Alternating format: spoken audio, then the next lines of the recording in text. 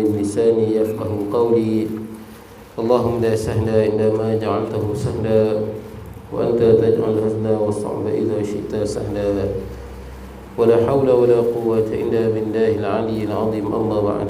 Hadirin sajmaah yang dirahmati Allah, alhamdulillah pada malam ni kita dapat bertemu. Baik, kita tengok kitab kita Fiqhud Daulah, fiqh berkenaan dengan cara pemerintahan negara.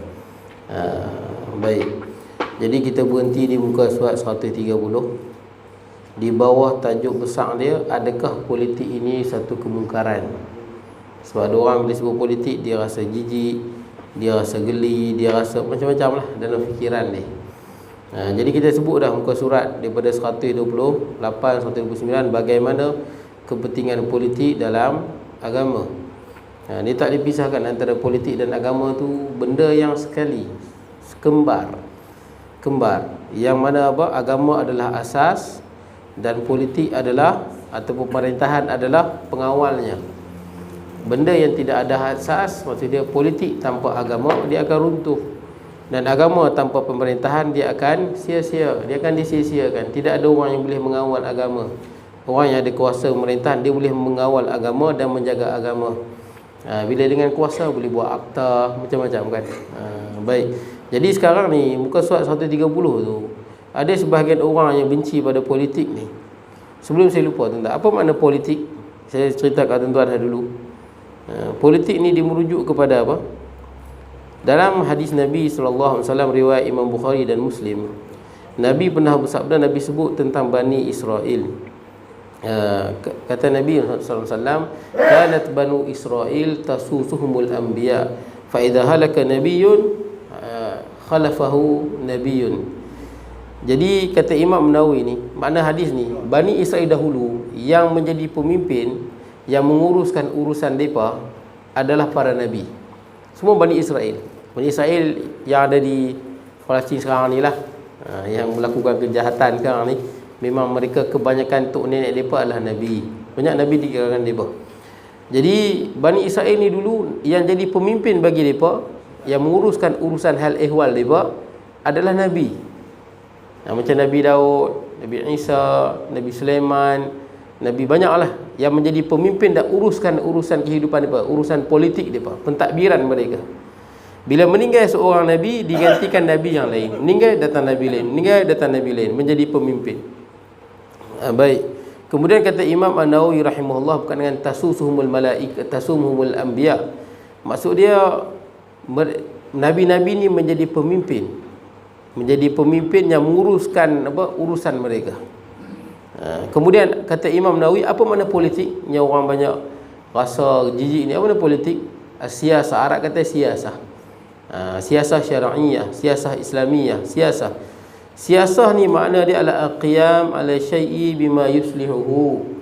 Yakni kita kita melakukan terhadap satu perkara apa yang membawa kebaikan baginya, ataupun kita mengurus sesuatu perkara dengan apa yang membawa kebaikan baginya. Itu maksud siasah.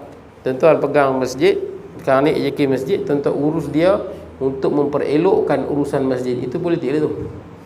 Sebagai suami, dia urus keluarga dia bima yuslihuhu, dengan apa yang memperelokkan keluarganya. Politik dia tu. Ketua kampung, dia jadi ketua kampung, dia menunaikan amanah dia sungguh. Tengok mana yang susah. Kalau yang susah, dia try minta apply bantuan dan sebagainya. Itulah politik, tuan-tuan. Cuma dia ada skop kecil, ada skop yang besar. Skop besar ni lagi besar lah. Ketua kampung boleh jadi nanti jadi DUN, boleh jadi nanti jadi parlimen, boleh jadi YB dan sebagainya, tuan-tuan. Boleh jadi menteri besar, boleh jadi presiden. Lagi besar kuasa tu, lagi besar tanggungjawab. Jadi kita tengok dalam sejarah Islam, sebelum kedatangan Nabi SAW, dah ada tak benda ni orang yang urus, tuan-tuan? Dah ada Nabi-Nabi, saya baca hadis tadi. Kemudian bila datang zaman Nabi SAW, ada tak orang yang menguruskan pentadbiran? Ada. Yang ni Nabi kan? Lepas Nabi ada tak yang menguruskan? Ada khalifah-khalifah. Abu Bakar, Umar, Uthman, Ali. Kemudian ada lagi, ada kan Bani Umayyahnya, Bani Abbasiyahnya, Turki Uthmaniyahnya. Semua pemimpin-pemimpin ni, mereka inilah yang menjaga agama. Mereka inilah yang menguruskan rakyat. Takkan kita nak kata benda ni jijik kot. Ini memang minad din. Siasah minad din. Urusan apa kenegaraan ni termasuk dalam agama. Baik. Kemudian jadi sekarang ni dalam muka surat 130 tu, dia pun cuba ambil perkataan-perkataan sebahagian daripada ulama yang macam mencela politik.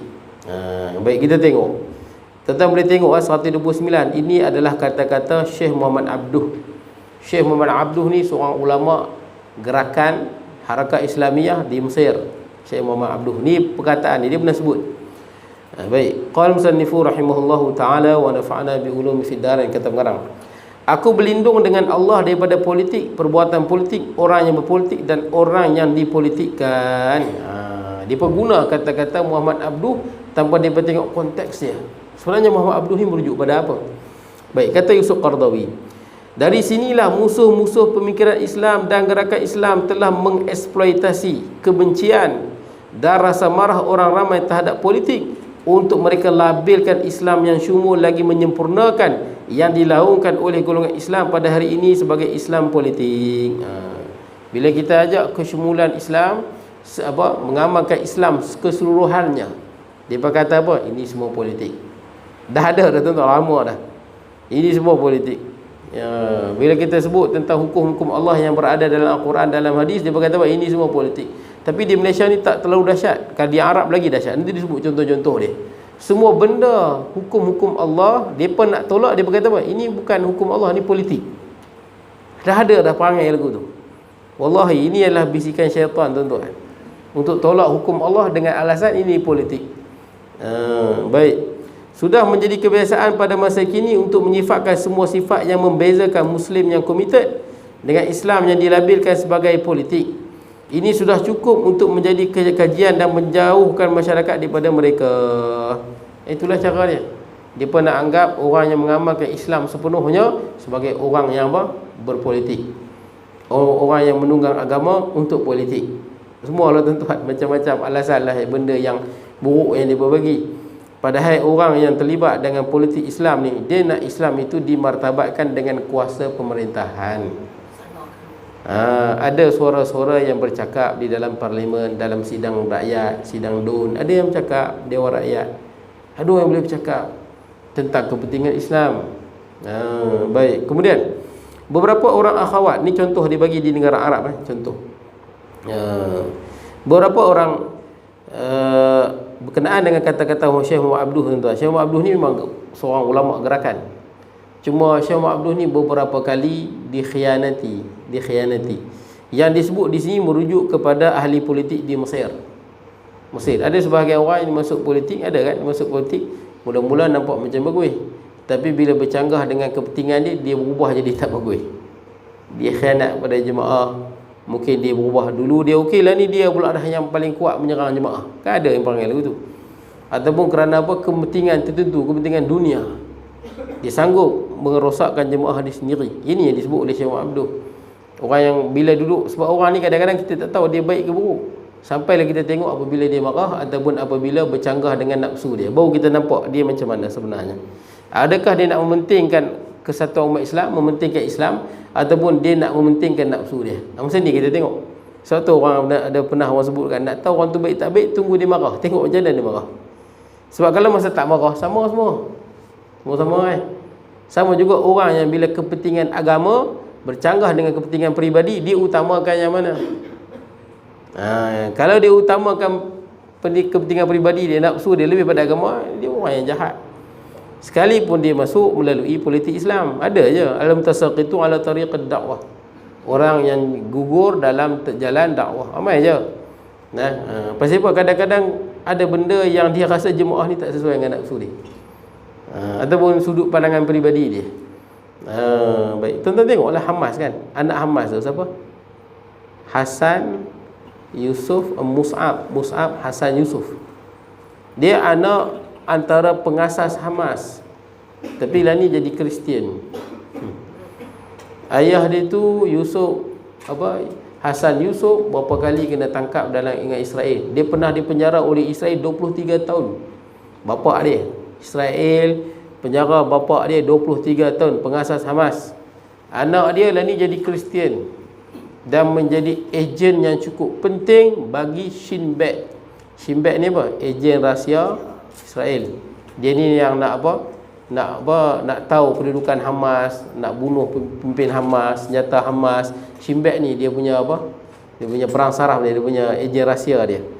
Dan Mus'ab Hasan Yusuf ni dia anggap sebagai orang yang cukup penting sebab dia berjaya. Disebabkan dia lah, dia asalnya umur 10 tahun, dia dah semangat lawan Israel, dia baling batu kat tentera Israel, kemudian selalu ditangkap. Masa itulah direkrut, dia ditawarkan. Senang aja Israel tuan-tuan nak lemahkan perjuangan ni, lumrah lah. Kita suka apa? Suka duit, lagi suka apa? Pangkat, lagi suka apa? Suka perempuan. Dia bagi 3 tu ya. Dia bagi anak darah Israel yang lawa-lawa sikit. Kita tahu Israel ni keturunan Nabi Yusuf kan, Nabi-Nabi. Kalau yang lawa tu lawa sungguh lah keturunan dia apa. Kalau lawa tu lawa sungguh Israel ni. Kalau lawa lah macam Arab jugalah. Kalau lawa sungguh. Baik, jadi tuan-tuan dia bagi orang Israel yang lawa-lawa, bagi duit, bagi pangkat. Dan dia masuk dalam Hamas. Keluar penjara, dia jadi ejen. Disebabkan dia lah banyak pemimpin-pemimpin Hamas yang terbunuh, terkorban dia. Pasal apa tuan-tuan tu saya kata, bila dia dapat habuan dunia sekalipun asalnya nampak macam bagus, bapa dia pengasas Hamas, dia juga umur 10 tahun dah berjuang lawan Israel, tapi bila dah dapat dunia tuan-tuan. Baik, kemudian beberapa orang akhwat muslimat yang pakai hijab tudung yang berasal daripada kawasan di Maghribi ni Morocco, telah pergi menemui seorang tokoh yang mempunyai kedudukan dalam agama dan politik. Akhwat ni orang perempuan lah, jumpa seorang tokoh pemimpin di Morocco, di Maghribi ni, mengadu pada dia masalah. Apa masalah dia? Mereka mengadu kepadanya mengenai beberapa kuliah pengajian fakulti yang mensyaratkan bagi menerima pohonan mereka agar mereka menanggalkan hijab. Di Morocco ada sebahagian tempat yang macam tu. Maksud dia nak belajar boleh, tapi tak boleh pakai tudung. Tudung tak boleh pakai, kena buka. Macam di Perancis tengok, kesian kan. Ada video orang pakai tudung purdah apa semua, bila nak masuk universiti semua pakai kena tanggai, keluar pakai balik. Itu yang berada di Perancis sekarang lah. Pokoknya di Morocco pun ada, di Maghribi. Sebab Maghribi ni juga pengaruh Perancis tu agak kuat di Maghribi. Mereka mengadu kepadanya mengenai beberapa kuliah pengajian. Mereka merayu agar mereka tidak dikenakan syarat yang memaksa mereka mendedahkan kepala dan memakai pakaian mini yang diharamkan oleh Allah dan Rasulnya. Dia mengadu pada pemimpin. Ni pemimpin agama ni, dia seorang ustaz, seorang ada ilmu agama, dan dia juga orang politik. Mengadu pada dia supaya apa? Batalkanlah benda ni, suruh tanggalkan tudung dan pakai pakaian mini yang mendedahkan aurat. Apa yang amat mengejutkan, pelajar-pelajar wanita yang beriltizam dengan Islam ialah jawapan laki yang diminta bantuan itu. Laki ni yang kononnya nampak macam ulama, kononnya nampak macam tokoh politik, tokoh agama. Apa dia kata? Apa yang kamu pakai ini bukanlah sekadar hijab, sesungguhnya ia adalah pakaian politik. Mana dia pun tak payah pakai. Ini bukan hukum Allah, ini pakaian politik. Ni pakaian ini menunjukkan hampa ni jemaah ikhwan muslimin. Ikhwan muslimin. Ini jemaah parti ni, ini jemaah parti. Ini bukan pakaian, ini pakaian apa? Ini sunnah Nabi. Ini sunnah Nabi tuan-tuan. Jangan silap. Tengok orang pakai serban, ini pakaian parti tertentu. Salah tuan-tuan. Itu memang sunnah Nabi SAW pakai. Baik. Jadi tuan-tuan, terkejutlah bila disebut macam ni. Dia anggap pakaian menutup aurat, sedangkan tutup aurat ni dalam surah disebut kan. Dalam Quran dia sebut, surah Nur ada sebut cerita orang perempuan wajib tutup aurat. Baik. Sebelum itu seorang orientalis besar di Tunisia telah berkata, orientalis ni mustasyriqun, orang yang mengaji bab agama tapi dia tak masuk Islam. Ada lah, ramai aja. Dia pun mengaji bab Islam pasti nak dapat PhD, nak dapat profesor. Dan dia pun sangat alim. Dan alim, jauh lebih alim daripada kebanyakan ustaz lah. Alim sungguh. Tapi dia pun Kristian. Dia pun tak masuk Islam pun. Kita pun tak pelik, Iblis pun alim kalau kira kan. Iblis semua Nabi dia jumpa. Semua Nabi jumpa. Iblis dalam syurga. Iblis biasa masuk syurga tuan-tuan. Kita tak pernah tengok syurga. Iblis bercakap dengan Allah. Dalam Quran ada kan, Allah Ta'ala tanya, ma ma'naka antus jida id amartuk, wahai iblis, kenapa tak mau sujud pada Adam bila aku suruh? Qala ana khairum min, aku lagi bagus pada dia. Khalaqtani min nar wa khalaqtahu min tin, kau buat aku daripada api, dia daripada tanah. Dia pernah bercakap dengan Allah. Dia pernah duduk dalam syurga. Kita dengar pasal syurga, iblis pernah duduk dalam tu. Kita boleh dengar mengaji sifat dulu, sifat-sifat Allah. Iblis pernah bercakap dengan Allah Subhanahu Wa Ta'ala. Iblis lagi berilmu, tuan-tuan. Tapi jahat tak? Dia makhluk paling jahat.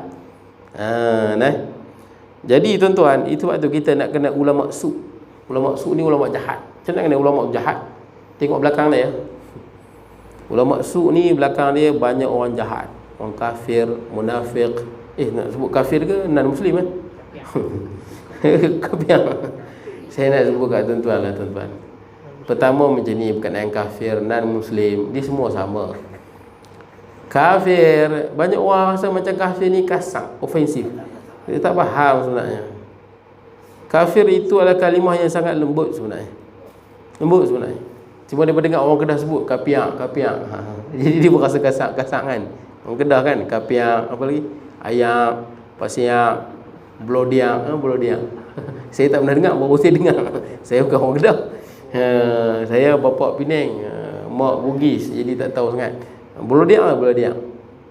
Apa dia blodiak? Lecah kan, bijak kan. Blodiak, baru saya dengar. Blodiak apanya? Baru saya dengar. Ada orang dengar kasar. Saya nak bagi tahu tuan-tuan, yang macam ni, kita larang orang tak boleh guna istilah kafir 100% tu memang salah. Sebab itu disebut dalam Quran. Surah Al-Kafirun. Betul tak? Surah Al-Kafirun kan ada ke surah non-muslimun? Non-muslimun, surah Al-Kafirun. Macam mana? Apa cerita turun surah tu? Saya nak bagi tahu. Dia nak kata guna terus pun, kita guna secara meluas pun taklah begitu juga. Dia ada. Macam kita ada kawan kita yang bukan Islam. Kita panggil nama, kita panggil kapiak, kita panggil nama kan.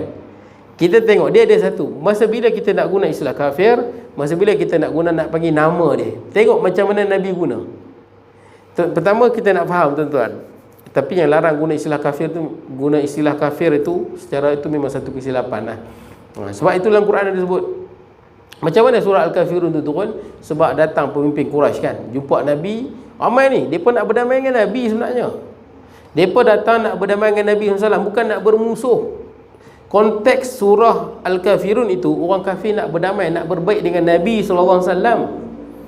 Macam mana dia pemain kan, Abu Jahal, Utbah, Syaibah, Al-Walid bin Mughirah. Mereka ramai-ramai jumpa Nabi, mereka nak berdamai, tak mau bergaduh. Mereka tawar macam-macam kan. Mereka tawar, wahai Muhammad, kalau kau datang, kau bawa Islam ni, kau bawa urusan ni, sebab kau nak jadi pemimpin, kami lantik hang pemimpin nombor 1 Mekah. Kalau kau bawa benda ni, bawa urusan wahyu ni, sebab kau nak menjadi raja, kami lantik kau jadi raja.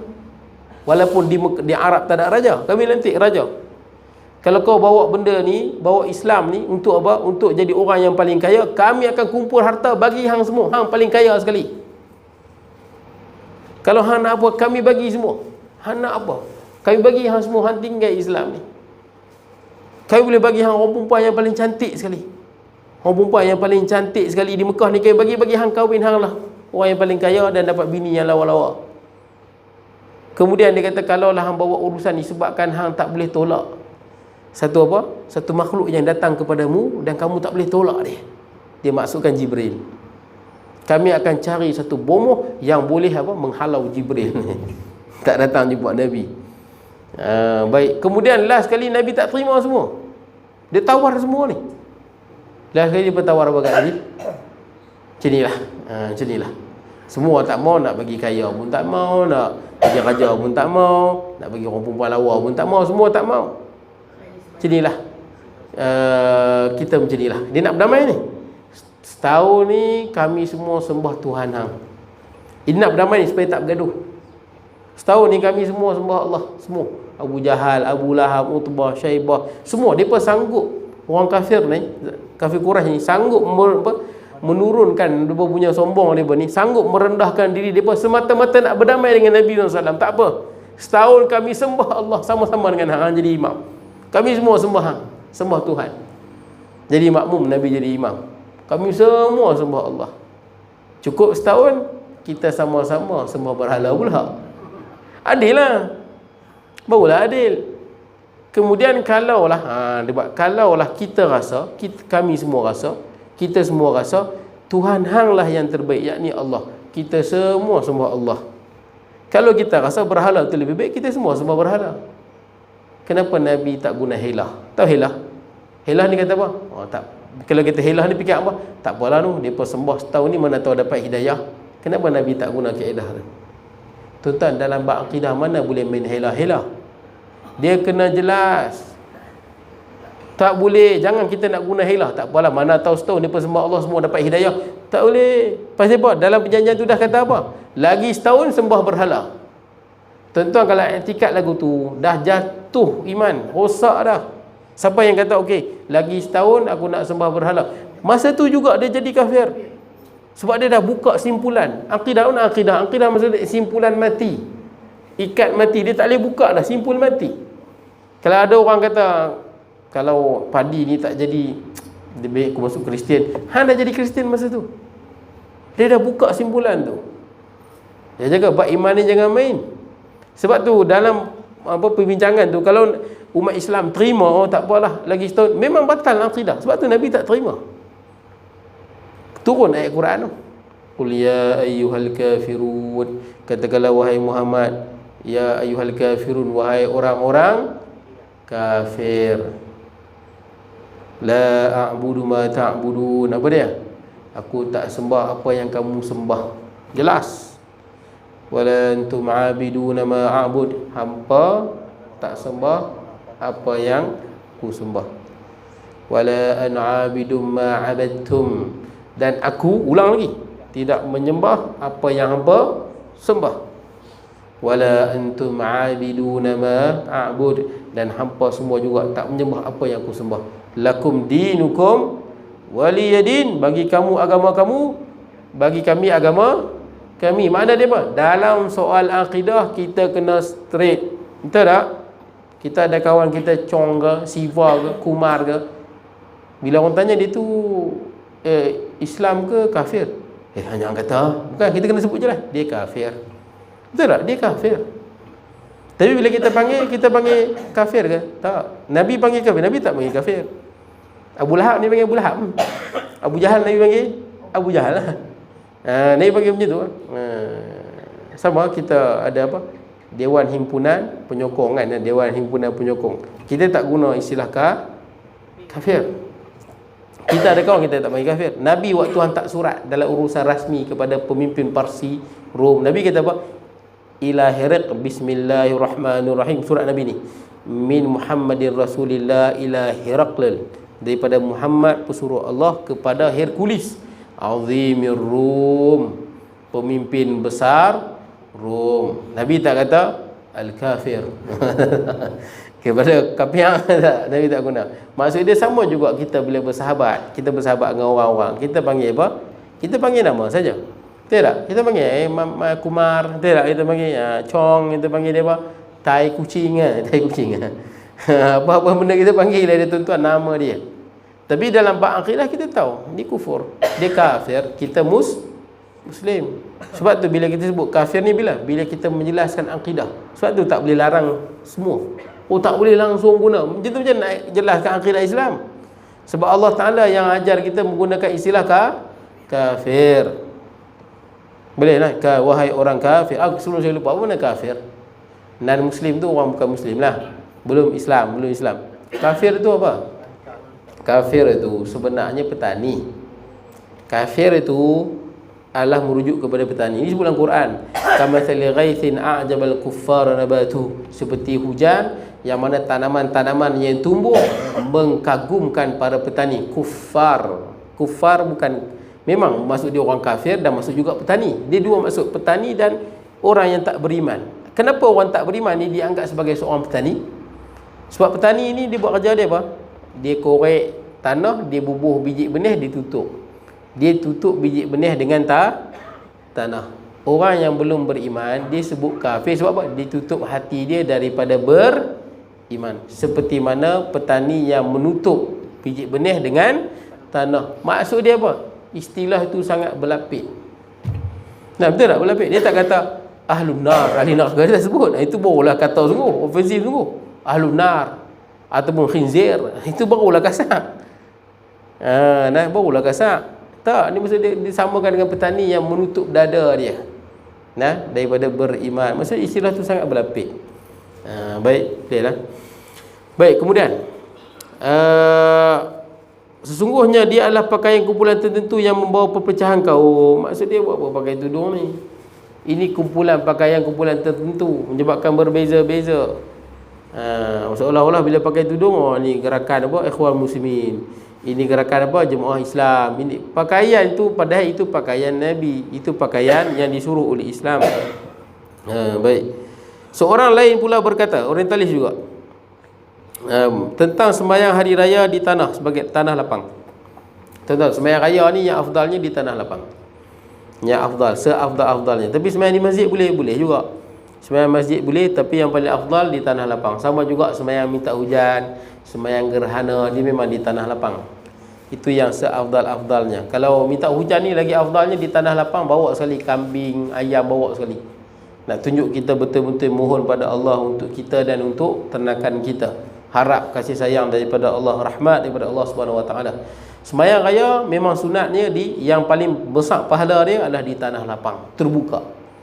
Lagi satu di syiar Islam, tuan-tuan. Betul tak syiar? Bila kita sembahyang di tanah lapang, orang yang kafir atau bukan Islam ni dia tengok, umat Islam, syiar. Sembahyang raya, sembahyang di tanah lapang kan, tempat yang terbuka. Orang tengok, hebat umat Islam. Baik. Tapi dia kata apa, tuan-tuan? Tengok, ni orientalis sebut. Orientalis ni orang yang mengaji Islam, tapi dia tak Islam walaupun dia alim. Iman dia tak ada, iman tak masuk dalam hati dia. Baik, kemudian sesungguhnya ia bukan sunnah, tetapi ialah sembahyang politik. Sembahyang politik juga.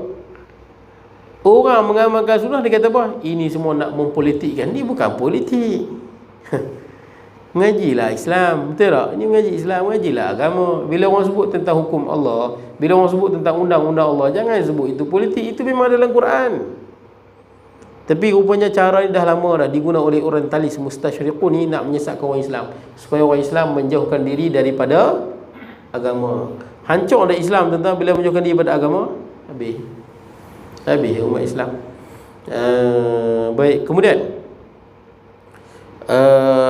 iktikaf dalam masjid pada 10 malam terakhir Ramadan dianggap sebagai iktikaf politik. Ada juga. Iktikaf kita di Malaysia ni tak nampak sangat. Di Arab, tuan-tuan boleh tengok di Arab, kalau masuk je malam 21 sampai malam 30, oh ya Allah tuan-tuan, ramai orang.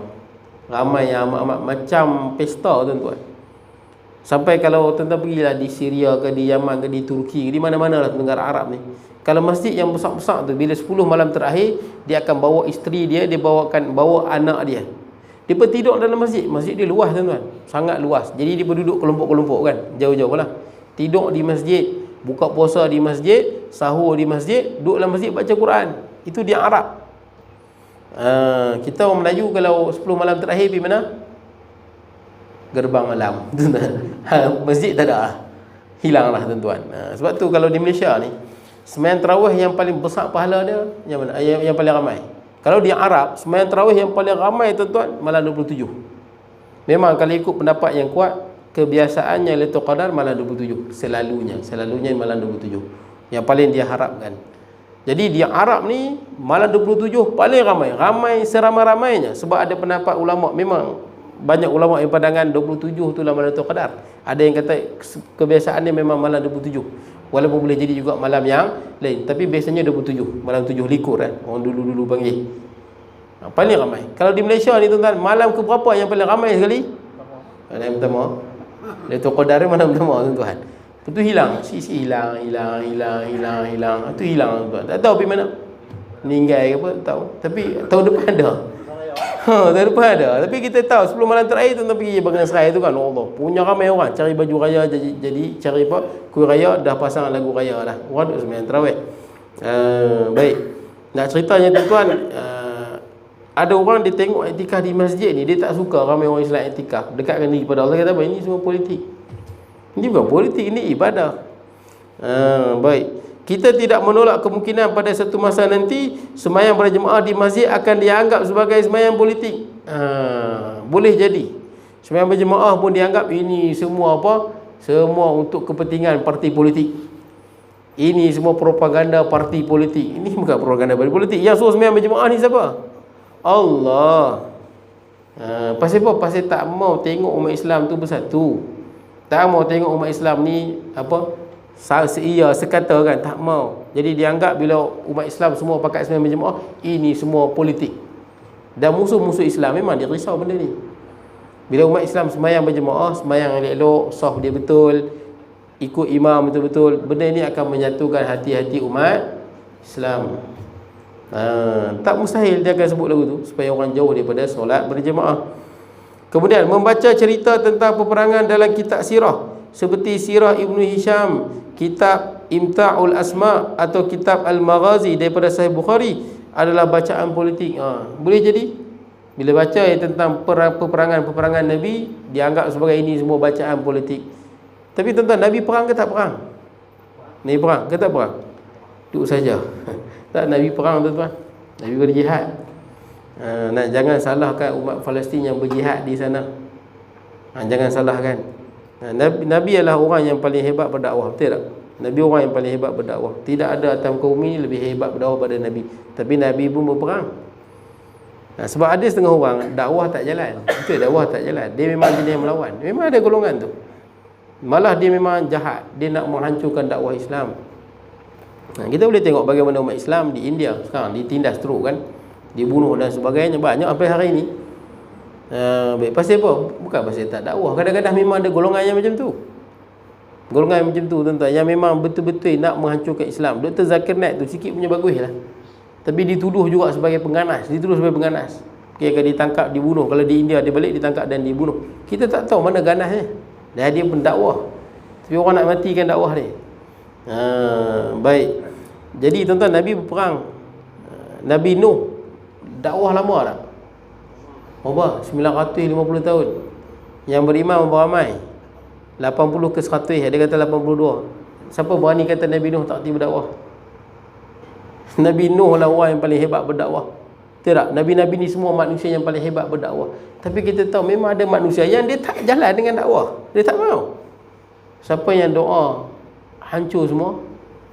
Siapa yang doa hancur seluruh dunia? Nabi Nuh yang berdoa. Baca dalam surah Nuh. Dengan Nabi Nuh tak hati berdakwah, doa kehancuran. Jangan sebut lagu tu. Apa Nabi Nuh doa? Rabbi la tadhar 'alal ardi minal kafirin dayyara. Ya wahai Tuhanku, jangan tinggal di atas muka bumi ini satu batang tengkuk daripada orang kafir. Kau tuan-tuan tak berani sebut apa non muslim? Non muslim lah. Saya sebut kafir tuan-tuan. Kafir. Jangan tinggal satu batang tengkuk pun orang kafir di atas muka bumi ni. Kemudian apa kata Nabi Nuh? Innaka intadharhum, sekiranya kau tinggal mereka salah seorang pada mereka, yudhillu ibadaka, mereka akan menyesatkan orang lain. Wala yalidu illa fajiran kafara, dan mereka tidak akan melahirkan anak, melainkan anak itu juga akan jadi macam depa, kafir dan ingkar. Berani kata Nabi Nuh tak pandai berdakwah? Tak, memang ada manusia yang lagu tu perangai dia. Keras kepala tuan-tuan. Inadan. Dan Allah Ta'ala kabulkan doa Nabi Nuh, maka datang banjir kan. Habis yang ada di muka bumi ni rata. Yang selamat hanyalah dia yang duduk dalam kapal. Lagi apa yang selamat selain daripada duduk dalam kapal? Binatang yang naik ya. Yang naik apa, berpasangan-pasangan. Selain pada tu semua binasa. Lagi apa yang selamat? Ikan lah, ikan selamat lah. Betul tak? Ikan selamat. Sebab dia terpikat ikan, macam mana? Ikan dalam laut kan, jadi dia tak mati lah. Serangga dia naik kapal juga. Kapal Nabi Nuh dia ada 3 lapis. Lapis yang pertama burung dengan unggas-unggas serangga. Lapisan yang kedua manusia, dan lapisan yang ketiga barulah binatang buas. Baik tuan-tuan, kemudian kemungkinan juga bacaan Al-Quran sendiri, terutamanya beberapa surah tertentu dianggap bacaan politik yang boleh jadi. Tak suka orang Islam kenal agama, kenal apa Islam, faham Islam syumul secara keseluruhannya, dia kata apa? Oh, baca surah ni pun nanti anggap politik. Antaranya surah apa? Dah ada ke belum? Dah ada. Boleh jadi dah ada. Memang saya pernah dengar bila orang baca ayat Quran, oh ini semua politik semua. Padahal itu ayat Quran. Pelik tuan-tuan. Rupanya dah lama ada di Arab benda ni lah. Macam mana dia nak jauhkan masyarakat daripada kebenaran, daripada hukum Allah? Dia kata apa? Ini semua politik. Padahal politik tu sendiri merujuk pada apa? Al-qiyam ala syai'in bima yuslihuhu. Itu kata Imam An-Nawawi. Ramai ulama sebut, kita menguruskan satu perkara dengan apa yang terbaik baginya. Itulah politik. Nah, kita pegang apa-apa, kita yang menguruskan dia, kita urus sebaik mungkin. Baik. Kita juga tidak lupa pada suatu masa di mana di antara hujah yang digunakan untuk mensabitkan kesalahan tertuduh ialah menghafal surah Al-Anfal, kerana ia adalah surah jihad. Nah, boleh jadi surah Anfal, surah yang menyebut tentang jihad. Tu rakyat Palestin tu tuan-tuan. Saya paling pelik tuan-tuan, pelik. Yang saya pelik bab Palestin. Tuan-tuan tahu perang sekarang kan tak habis lagi. Yang dah terkorban berapa? Itu saya baca 8,000 lebih. Dah 9,000 apa? Belum lagi. Berapa? 8,000 lebih kan? 8,000 kot. Ada orang dia tanya, dia kata, Ustaz, macam mana Hamas tiba-tiba dia serang Israel? Kan Hamas yang serang Israel 7 Oktober, 7 bulan 10 Hamas serang Israel. Israel duduk elok-elok pergi serang, tembak roket 5,000 roket lah, dengan paragliding kan. Dia naik ke paragliding tu, kemudian dia serang darat. Kena buat serangan mengejut. Sepatutnya dakwah lah. Orang dakwah tu dah lama tuan-tuan, berapa tahun dah. Kan ada orang tanya soalan, dia seolah-olah dia pelik dengan Hamas yang menyerang. La ilaha illallah. Tuan-tuan kena tahu, yang pertama tuan-tuan, mana ada negara Israel? Dia bukan serang Israel, dia membebaskan negara dia daripada penjajahan. Itu kena ingat, itu negara dia, itu negara umat Islam. Bila dia serang, bukan macam kita dulu kan, kita punya tok nenek kita yang melawan kan, penjajah-penjajah. Dia bukan serang British, dia sedang membela negara dia, tanah air dia. Dia pejuang-pejuang Datuk Bahaman apa semua ni, semua pejuang-pejuang, kita panggil dia pejuang. Yang lawan Portugis dulu kan. Bila kita serang Melaka, dia kenapa dia berserang Portugis? Dia bukan serang Portugis, Raja Haji dan sebagainya. Dia sedang membebaskan negara umat Islam, bumi umat Islam yang sedang dijajah. Dia bukan jajah dengan mulut, dia jajah guna apa? Kereta kebas dengan bom F-16, F-35. Kan kita modal nak pergi bercakap begitu tu, memang kena sniper tembak dululah. Suara kepala pun sniper tembak dah. Baik, jadi itu yang pertama. Yang kedua, kita kena faham, Israel ni dia bunuh rakyat Palestin hampir tiap-tiap hari, saban hari, tapi dunia tak tengok sangat. Dunia macam tak ada apa. Dia rampas rumah sikit, nanti dia ambil sikit. Melawan tembak. Seluruh rakyat Israel semua mendapat pelatihan ketenteraan semua.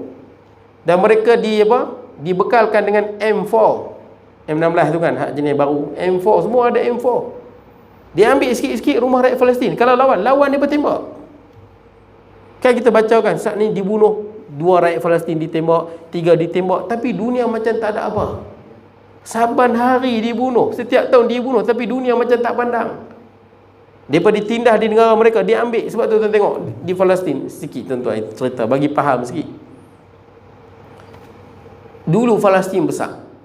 12 Mei 1948 Israel dia isytihar negara dia di Tel Aviv. Ben Gurion nama dia punya pemimpin tu. Jadi ketika itu jadi perang-perang. Amerika dan British bagi senjata yang canggih-canggih. Perang sampai lah ni tuan-tuan jadi kecil. Orang Islam duduk di mana? Palestin tinggal di mana? 2 tempat, Gaza dengan West Bank. West Bank tebing barat dan dia ada Gaza. Di tebing barat tidak ada Hamas. Hamas tak ada di West Bank. Ini tempat Fatah ke apa yang duduk di sini. Dia pun tidak ada serangan. Yang serang roket itu bukan daripada West Bank. Ni West Bank, ini Gaza. Gaza yang ada pejuang-pejuang Hamas, Brigade Al-Qassam. Brigade Al-Qassam, dia sayap ketenteraan Hamas. Hamas tu dia luas tuan-tuan. Macam jemaah Islam kan, dia ada banyak unit-unit biru-biru kan. Ini Brigade ketenteraan dia, Brigade Al-Qassam. Dia duduk di mana? Di Gaza. Gaza tu bukan besar, kecil je. Dia punya apa? Ni Gaza, sini laut tuan-tuan. Ni laut, ni Gaza. Dia ada panjang lah. Ni panjang ni lebar ni. Lebar Gaza tu daripada laut sampai ke sepadan tembok Israel tu 9 km je. Tak sampai ke bagan serai pun tuan-tuan. Kemudian dia punya panjang atas ke bawah 40 kilo je. Walaupun halus tuan-tuan, yang duduk dalam tu 2.2 juta, macam tin sardin. Macam tin sardin mereka duduk. Mereka dah wakil umat Islam yang sedang membela Palestin tuan-tuan. Itu wakil, itu bumi umat Islam, Baitul Maqdis. Mereka yang jadi wakil bagi kita tuan-tuan, yang masih lagi sanggup bertahan di bumi yang mulia, Ardal Muqaddasah. Quran sebut kan, bumi yang dimuliakan, Masjid Al-Aqsa. Mereka masih lagi duduk. Bumi yang para Nabi berhijrah, Nabi Ibrahim, Nabi Lut, Nabi Musa, Yusha' bin Nun, Nabi Harun berhijrah. Itu bumi hijrah tuan-tuan. Itu bumi para syuhada. Dan tuan-tuan tahu, Masjid Al-Aqsa lah menjadi tanda orang yang menguasai dunia. Siapa yang menguasai Masjid Al-Aqsa? Dia kontrol dunia. Dulu masa Tatar kontrol dunia. Tatar sempat tawan saat Masjid Al-Aqsa, kemudian dirampas balik oleh Saifuddin Al-Qutus. Sebab dulu kita dengan dengan Kristian kan, perang salib. Kalau Kristian pegang Masjid Al-Aqsa, ketika itu dia lebih kuat pada umat Islam. Kalau umat Islam rapai balik, umat Islam lebih kuat. Zaman Sayyidina Umar bebaskan kali pertama Masjid Al-Aqsa. Ketika itu Sayyidina Umar dah jadi kuasa nombor 1 dunia. Dia menjadi penanda aras. Itu orang duk bersaing. Itu bumi para syuhada. Jadi tuan-tuan, mereka duduk dalam tu kawasan sempit. Duduk 2.2 juta. Kenapa macam tin sardin tu? Pasal Israel duk rampai sikit-sikit. Sampai mereka terpasu sikit-sikit dah jadi macam tin sardin. Kenapa bila Israel bom ramai mati, dah duduk pun kawasan sempit 2.2 juta, nak lari mana? Pilah berenang kat laut. Oi, Israel pun duduk dekat laut. Kiri, kanan, depan, belakang tuan-tuan, dia kontrol habis semua. Itu bumi dia. Betul tak? Itu bumi dia. Dia bebaskan bumi dia. Baik. Jadi saya pelik orang boleh tanya macam tu. Kenapa Hamas serang mengejut tuan-tuan? Yalah, itu bumi dia, nak bebaskan bumi dia. Dia bumi dia serang. Tapi serangan mengejut tu berjaya tak tuan-tuan? Berjaya. Dia berjaya membunuh 1,400 Israel. Kalau maklum dulu, kami nak serang tu, memang tak berjaya lah tuan-tuan.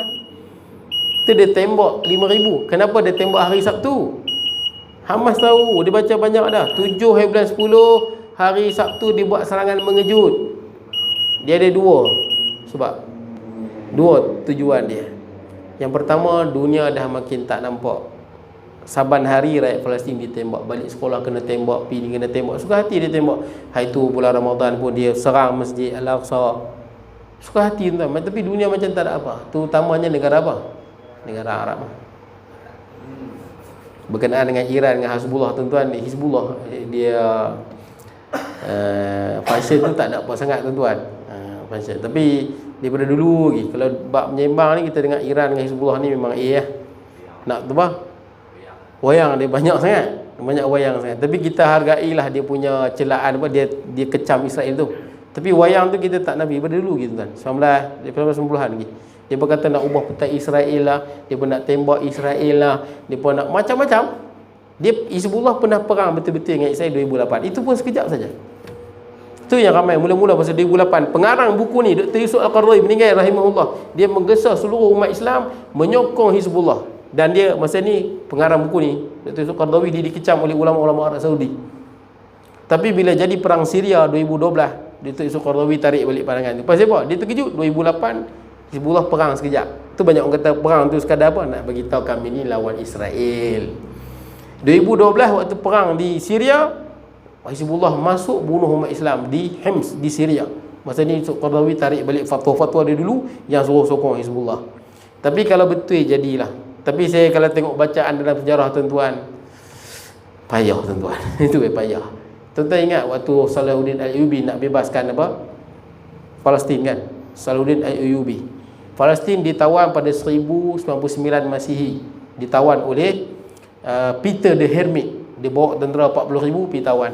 Bila tawan, dia bunuh umat Islam yang ada di Baitul Maqdis, dibunuh semua. Dalam beberapa hari je 70,000 umat Islam dibunuh. Dia sembelih semua, seorang pun dia tak bagi hidup. Jalan-jalan di Baitul Maqdis tu penuh dengan darah umat Islam. Dia sembelih semua. Kemudian bila naik Salahuddin Al-Ayyubi, dia bila dah jadi pemimpin, dia tak pernah senyum. Orang tanya kenapa tak pernah senyum, dia kata apa? Macam mana aku nak senyum sedangkan Masjid Al-Aqsa belum lagi dibebaskan. Dia tak senyum. Orang yang dipilih oleh Allah. Tapi bila dia nak bebaskan Masjid Al-Aqsa, dia agak susah. Pasal apa? Masjid Al-Aqsa ni Kristian. Dekat dengan dia Mesir, kerajaan Syiah Fatimiyah.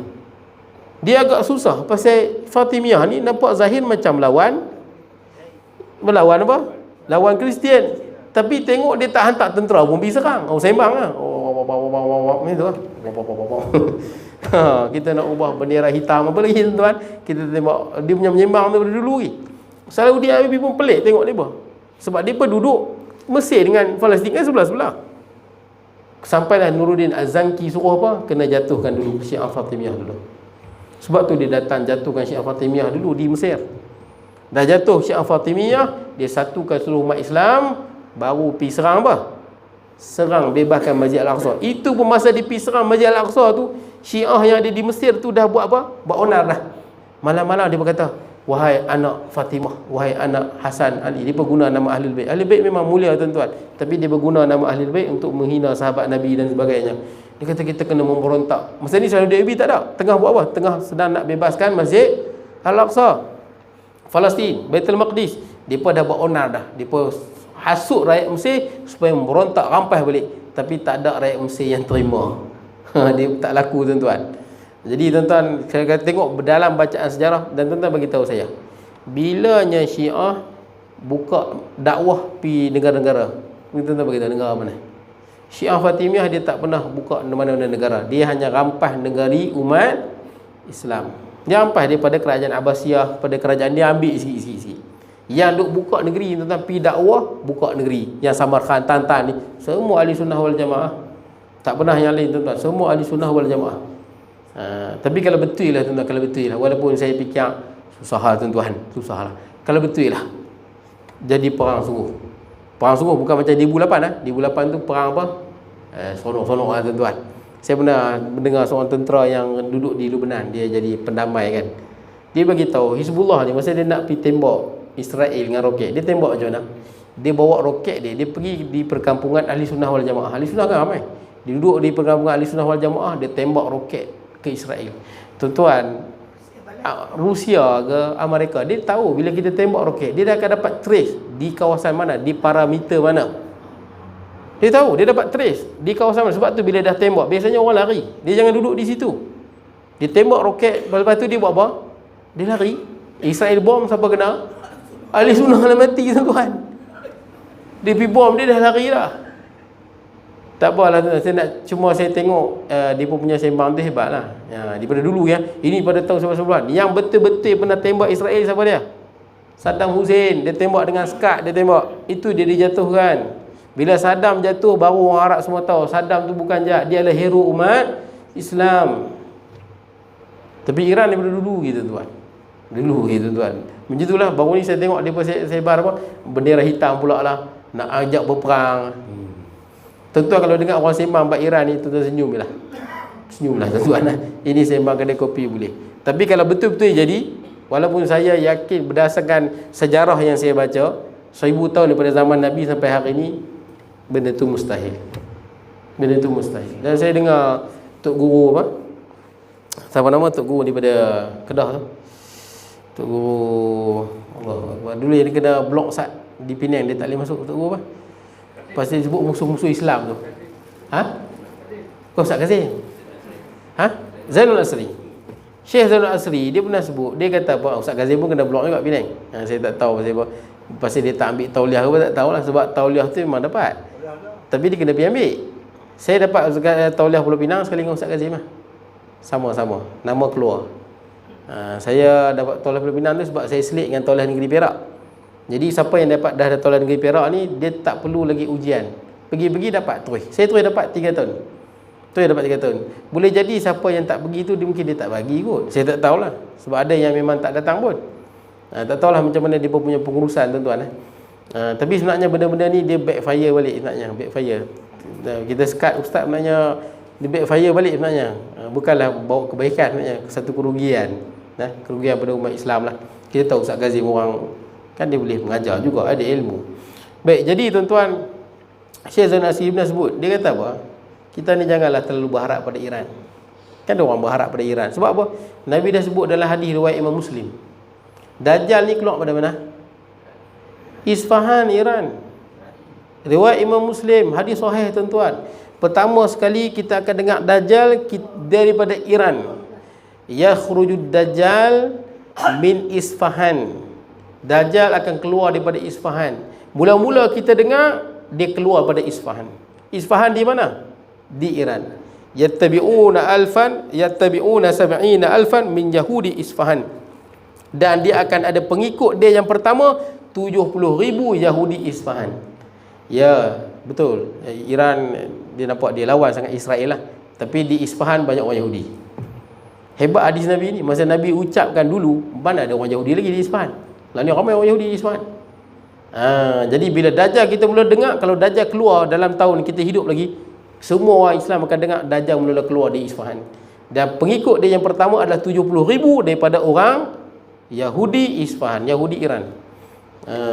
Tapi kalau betul-betul jadilah, walaupun agak mustahil tuan-tuan, saya hargailah walaupun Iran dia mengecam kan, Iran mengecam, Hizbullah mengecam, tapi biasanya takat tu lah, takat tu saja. Dan baru ni saya tengok Israel ada bom katanya.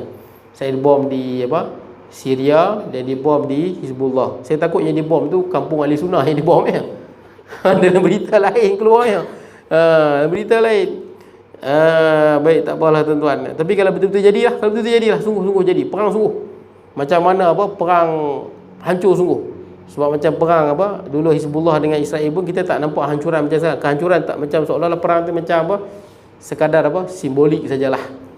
Bukan macam kehancuran di Syria tu perang sungguh. Bukan macam Ukraine perang sungguh. Kalau jadi perang sungguh-sungguh ni hancur sungguh. Betul-betul perang all out, bukan main-main sonok-sonok Kita nak sokong mana kalau betul-betul perang? Israel ke nak sokong Iran dengan Hizbullah? Kalau betul-betul perang, bukan seronok-seronok macam di bulan 8 sekadar wayang tuan-tuan. Nak sokong mana? Kita kena tengok Nabi SAW. Nabi dulu zaman Nabi perang antara dua, Parsi dengan Rom. Sebenarnya Parsi dengan Rom perang. Nabi dengan para sahabat sokong Rom.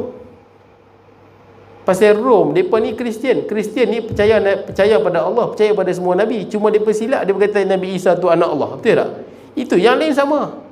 Nabi dengan para sahabat yang duduk di Madinah ni, duduk di Mekah masa tu, mereka sokong Rom. Nabi, Sayyidina Abu Bakar semua sokong, harap Rom menang. Rom kuasa dunia. Lawan dengan Parsi. Parsi sembah berhak, sembah api, dekat dengan orang kafir Quraisy. Abu Jahal apa semua ni, semua pakat sokong Parsi. Pasal apa? Sebab ini sama dekat-dekat. Kami sembah beralam, sembah api. Kristian dia percaya juga pada Allah. Dia percaya pada Nabi-Nabi. Dia percaya pada kitab di langit. Dia ada Taurat, Injil apa semua. Dia dekat dengan orang Islam. Nabi dengan para sahabat sokong siapa? Sokong Rom. Mengharap Rom yang menang ke atas Parsi. Walaupun Rom kalah, kemudian Rom menang. Saya nak cerita, tengok yang mana paling dekat.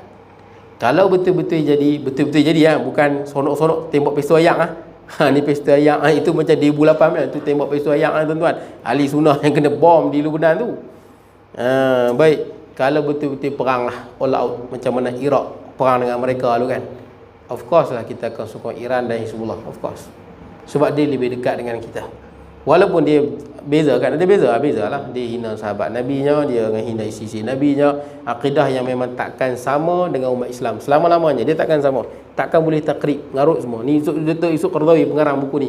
Dia antara usaha takrib ahli sunnah dengan Syiah banyak lagi. Dengan aman mesej lah. Semua tu dah dibatalkan dah setelah Hizbullah bunuh umat Islam di Syria. Kalau tengok, kena tengok flow dia semua. Tapi kalau betul-betul perang tuan-tuan, tentu ingat dulu Amerika bunuh seorang jeneral Iran di Iraq kan, dia bom mati. Jadi sampai orang kata pun nak jadi perang antara Iran dengan Amerika. Saya ada pergi satu masjid tu, ada satu pakcik tu, dia memang kuat Iran tu. Saya tak tahulah dia Syiah ke bukan. Biasanya yang pro Iran ni boleh jadi pasal dia memang suka Iran, boleh jadi juga pasal dia memang dia Syiah pasal memang biasanya tuan-tuan jumpa orang Syiah ni memang dia sayang Iran tu lebih pada Malaysia gitu kan. Tuan-tuan tengok, dia Iran tu kira dia punya kewarganegaraan Malaysia tapi hati tu Iran. Maksudnya warga negara Iran lah. Baik. Jadi tuan-tuan, dia sebut kat saya satu pakcik ni lah. Saya tahu dia ni memang pro Iran semua. Saya memang Iran saja, Iran. Dia kata apa kat saya? Dia kata, Ustaz, sebelum saya kuliah ni, Ustaz, Iran nak perang dengan Amerika ni Ustaz. Iran nak perang ni. Saya kata kat pakcik tu, takkan perang. Masa tu baru jeneral tu kena bunuh. Iran kata nak serang lah, nak tembak lah, macam-macam dia kata. Saya dengan penuh yakin tuan-tuan, bukan 100%. 111% lah. 111 termasuk dengan cukai terbarukan. 108%. Cukai kan dah naik tuan-tuan 8%. 108% saya yakin tuan-tuan. takkan berang. Tak berang sungguh. Baik. Tak apalah tuan-tuan pada peminat-peminat Iran tu. Saya beritahu lah, memang takkan berang. Tapi kalau yang Iran dia marah Israel, yang dia marah Zahir tu baguslah. Tak dia marah kan, dia kutuk Hizbullah, kutuk sudut tu bagus. Tapi pada realiti hakikat kita kena baca semua. Baik, kemudian kerana ialah surah jihad, saya habiskan. Pada masa yang lain digunakan surah Al-Imran kerana ia menceritakan tentang mihnah, bersabar di atasnya dan kukuh. Surah Al-Imran juga boleh jadi orang kata surah politik, sebab dia cerita bagaimana umat Islam kalah di medan Uhud, kena sabar, nanti Allah Ta'ala bagi kemenangan. Cerita berkenaan dengan perjuangan ni. Surah Al-Imran banyak perjuangan Islam. Dari sinilah kita melihat bahawa Islam yang dinamakan oleh mereka yang menjadi orang barat sebagai Islam politik adalah Islam yang sahih, yang telah disyariatkan oleh Allah dalam Al-Quran dan As-Sunnah, dan telah dilaksanakan oleh Nabi SAW dan para khulafa ar-rasyidin, yang mana Allah tidak akan menerima agama selainnya. Jadi kalau orang duk tuduh ini semua politik, ini politik, sebenarnya itulah Islam yang sebenar. Mereka lah yang sedang memperjuangkan Islam, dimartabatkan, jangan direndahkan. Al-Islam ya'lu wa la yu'la alaihi. Islam tu tinggi, tidak ada yang lebih tinggi daripadanya. Habis. Akan datang kita tengok tajuk barulah. Surat 132. Bismillahirrahmanirrahim. Allahumma ja'al jam'ana hadha jam'an tafarraqan wa ba'd tafarraqan ma'suma, la taj'al minna shaqiyyan wa la mahruman wa la matuna. Sallallahu alaihi wa sallam Muhammad wa alihi wa sahbihi wa sallam. Alhamdulillah.